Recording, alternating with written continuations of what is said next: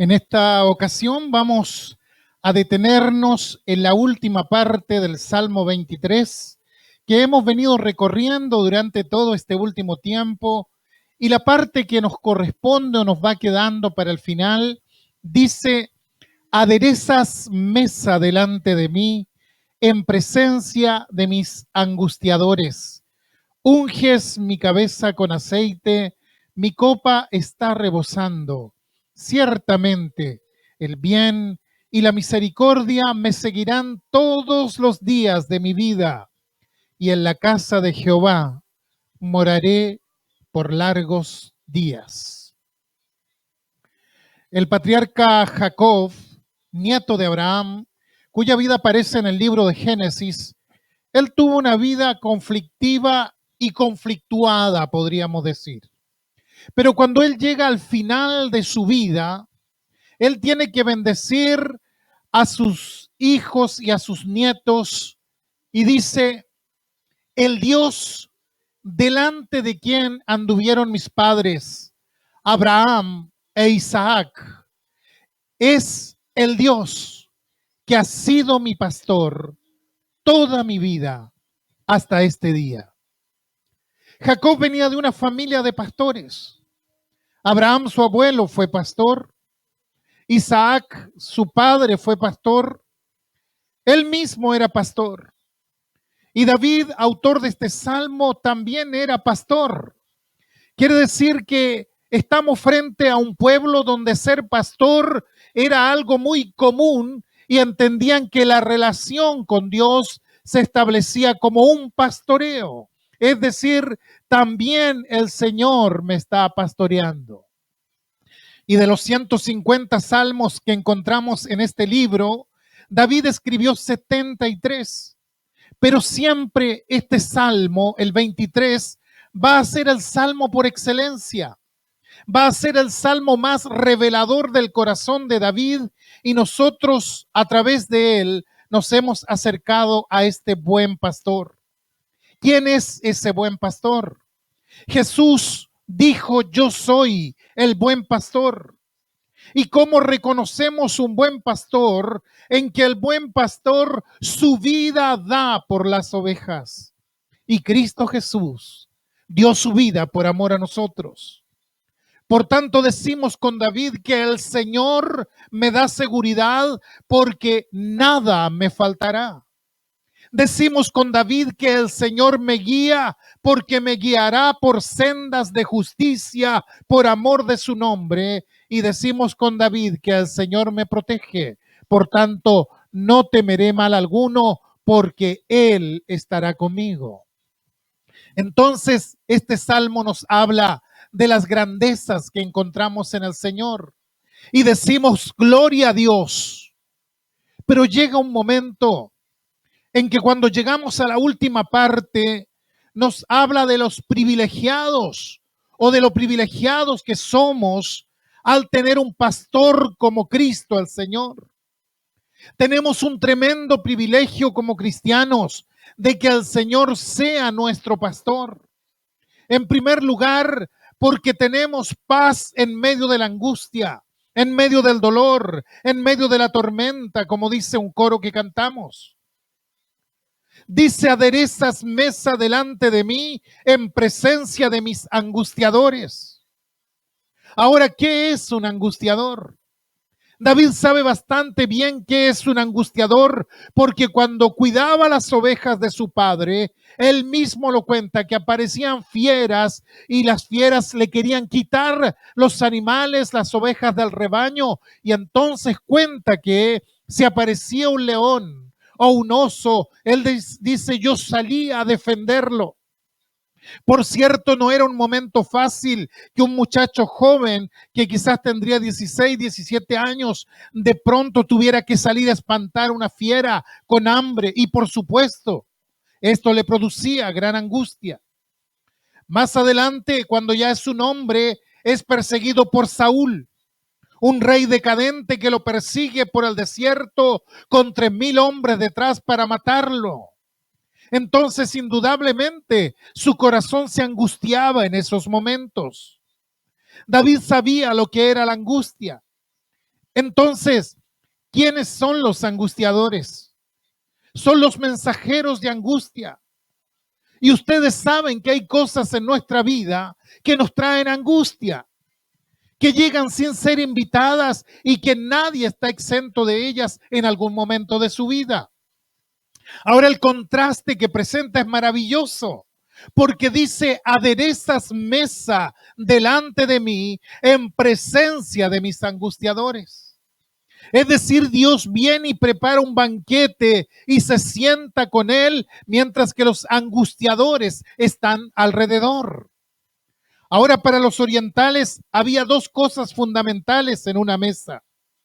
Primeramente, que el que se sienta a la mesa deja de lado todos los temas conflictivos, porque en la mesa no se puede hablar de cosas conflictivas. Ha dejado atrás todos los negocios, lo ha dejado de lado porque ahora se sienta a la mesa. Distinto a lo que tenemos el día de hoy, donde de pronto se llama a alguna persona a un desayuno o a un almuerzo de negocios. Para los hebreos no. Aquello era impensable. Cuando se sentaban a comer, se sentaban para disfrutar de la mesa y no para hacer negocios ni para provocar conflictos. El sentido oriental de la mesa es ese. Y en medio de la angustia viene Dios y tiende la mesa. Cuando el oriental recibía a alguien en su casa y estaba en su mesa, él tenía el deber de protegerlo de todo mal. Era su responsabilidad. Y esto podemos verlo muy bien en varios episodios en el libro de Génesis. El que tendió la mesa es el que sale para defender al convidado. Y David dice: cuando tengo los angustiadores alrededor, viene mi pastor y tiende una mesa delante de mí. Tiende una mesa de la comunión. Me hace un banquete en medio del peligro, en medio de la angustia. Esta mesa no la tienden los hombres. Esta mesa la tiende únicamente el Señor Jesucristo. Dice: Él es que prepara la mesa de la tranquilidad, de la paz, la mesa de la comunión, la mesa de la protección, cuando alrededor mío están todos los que quieren angustiarme. Quiere decir que todos los mensajeros de angustia pueden rodearnos, pero vamos a estar sentados en la mesa de la comunión, en la mesa de la protección de Dios. Y la segunda cosa que dice este pasaje es que somos privilegiados porque tenemos el gozo del Espíritu Santo. Dice: unges mi cabeza con aceite, mi copa está rebosando. ¿Saben el significado de la unción en el Antiguo Testamento?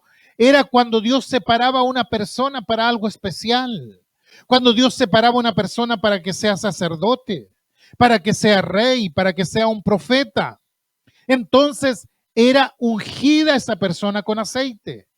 La unción del aceite era la señal de que Dios se estaba derramando sobre esa persona. Estaba poniendo su corazón sobre esa persona y su mirada, porque le había encomendado una tarea especial. Y cuando llegamos al Nuevo Testamento, el apóstol Juan en su primera carta dice: pero vosotros tenéis la unción del Santo y conocéis todas las cosas. La unción del Espíritu Santo. Esto no es que algunos la tienen y otros no la tienen. Todos los cristianos nacidos de nuevo tenemos la unción del Espíritu Santo porque lo recibimos en el momento en que creímos en el Señor Jesucristo. Y esa unción del Santo, la presencia del Espíritu Santo, nos señala como elegidos de Dios, como siervos de Dios, como administradores de las cosas de Dios, pero por sobre todas las cosas nos señala como hijos de Dios, porque somos hijos de Dios mediante la fe en Cristo Jesús. Y esto hace que la copa, y volvemos a la figura de la mesa, hace que la copa esté rebosando. ¿Qué significa esto? En la mesa se colocaba la copa y como en los grandes banquetes, alguien se ocupaba de mantenerla siempre llena. Es decir, que uno bebía de la copa y aparecía el siervo que volvía a llenarla. Y para los orientales y sobre todo para David, la vida es como una copa que se va llenando. La vida puede estar vacía, puede estar seca, puede tener pobreza, puede tener amargura o puede ser llena de satisfacción y llena de alegría en la presencia del Señor. Por eso Él dice algo más. Él dice, mi copa está rebosando. Mi copa se desborda al estar sentado en tu mesa, que es la mesa de la comunión. En el Salmo 16, David, hablando de estas cosas, dice, el Señor es mi porción y mi herencia. El Señor es mi copa. Él sustenta mi suerte, como diciendo, Él es el que llena mi vida. Juan nos dice en su evangelio que Dios no da su espíritu por medida. No es que le da una cuota a uno y otra cuota a otro, no. Dios derrama el Espíritu Santo sobre todos sus hijos. Y así como la lluvia viene y riega los montes más altos y desborda sobre los valles, inunda los ríos y fertiliza la llanura, el agua de Dios, la que desciende de lo alto, hace eso mismo con nosotros, desborda sobre nosotros y fertiliza nuestra vida. El Señor dijo, el que cree en mí, como dice la Escritura, de su interior correrán ríos de agua viva. O sea, no solamente va a recibir la bendición de la satisfacción, sino que de él va a salir agua para bendecir a los demás. Y fíjese el plural, él dice ríos, no un río solamente, sino ríos de agua viva que podemos llevar en beneficio a los demás. Entonces, ¿por qué podemos llevar a los demás la bendición? Porque la copa rebosa, porque ha sido llena para nosotros. Entonces podemos volcar y bendecir a los demás. Y cuando la copa nuestra está rebosando, y realmente cuando entendemos que la vida espiritual es eso, entonces empezamos a hacer bendición para los demás. La copa desborda sobre los otros. El Señor Jesucristo dijo, dad y se os dará. Y cuando llevo la bendición de Dios a otros, es decir, cuando soy bendición para los demás, el Señor sigue bendiciendo mi vida y me transformo en un canal a través del cual Dios bendice a otros. Cuando estoy dispuesto a bendecir a los demás, Dios viene y multiplica su bendición para conmigo. Pero hay una tercera cosa. Dice que somos privilegiados porque tenemos esperanza en el presente. Fíjense ustedes, dice, ciertamente el bien y la misericordia me seguirán todos los días de mi vida. La vida cristiana siempre es proyección. Siempre miramos hacia adelante. No lloramos sobre la leche derramada. Siempre estamos con la mirada puesta en el futuro. Y esto es lo importante. El apóstol Pablo cuando escribe dice, una cosa hago, olvidando ciertamente lo que queda atrás y extendiéndome a lo que está adelante. Hay gente que se queda atada en su pasado y ese pasado se transforma en un lastre durante toda su vida.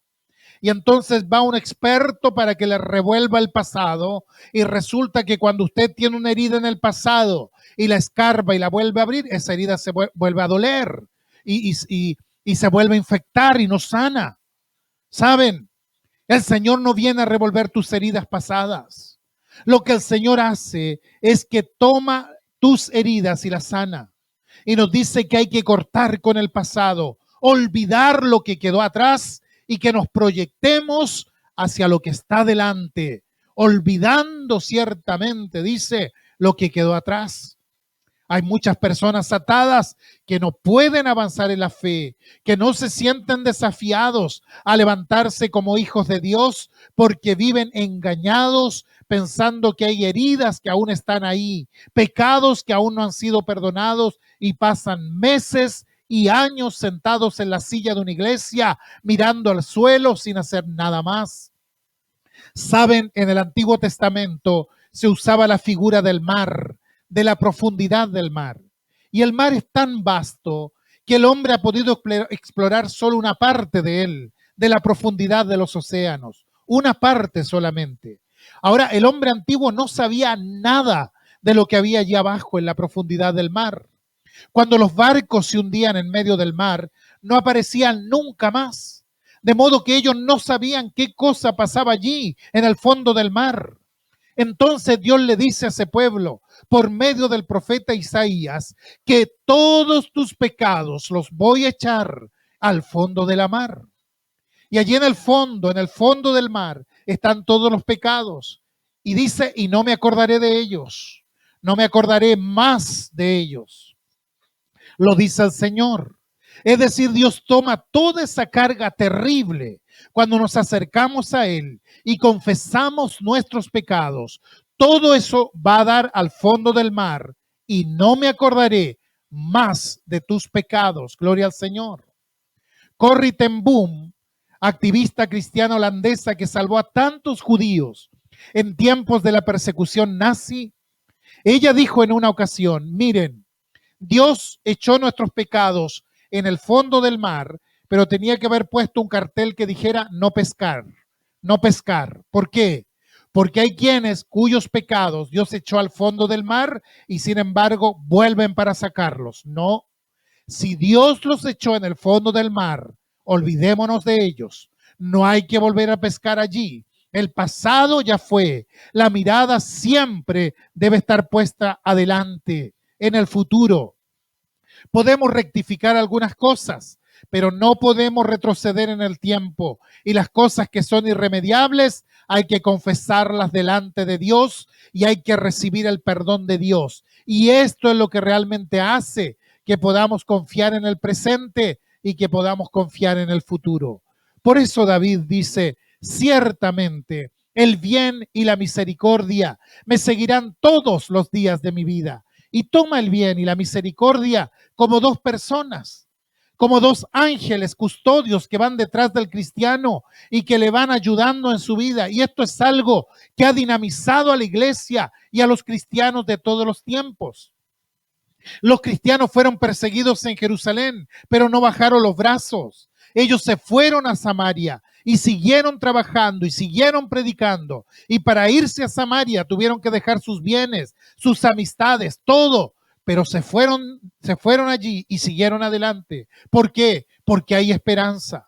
Porque el bien y la misericordia me seguirán todos los días de mi vida.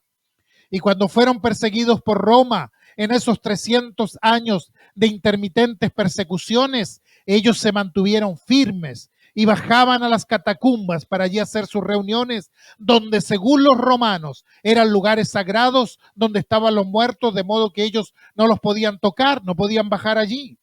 Ellos, sin embargo, los cristianos, ellos iban allí y hacían sus reuniones. ¿Por qué? Porque tenían esperanza, porque tenían el motor de la fe dentro, no bajaban los brazos y cuando todo se derrumbaba volvían a abrir la palabra de Dios y seguían adelante porque había esperanza, seguían abriendo surcos misioneros porque había y hay esperanza. Descubrieron que la vida cristiana es serenidad. ¿Y de dónde viene nuestra serenidad como cristianos? Cuando somos conscientes de nuestra debilidad, pero además cuando somos conscientes del poder de Dios. El Señor les dijo a los suyos, estas cosas os he hablado para que en mí tengáis paz. En el mundo tendréis aflicción, pero confiad, yo he vencido al mundo. Y el apóstol Pablo decía, mi poder se perfecciona en la debilidad, por tanto de buena gana me gloriaré, más bien en mis debilidades, para que repose sobre mí el poder de Cristo. ¿Por qué? Porque cuando soy débil, entonces soy fuerte. Y esta es una tremenda paradoja, pero es así. Cuando yo me siento fuerte en mis propias fuerzas, lo único que demuestro es mi debilidad. Pero cuando siento mi propia debilidad y tengo mi fortaleza en el Señor y puedo seguir adelante, puedo demostrar ciertamente que el Señor está obrando, que el bien y la misericordia me están siguiendo todos los días de mi vida.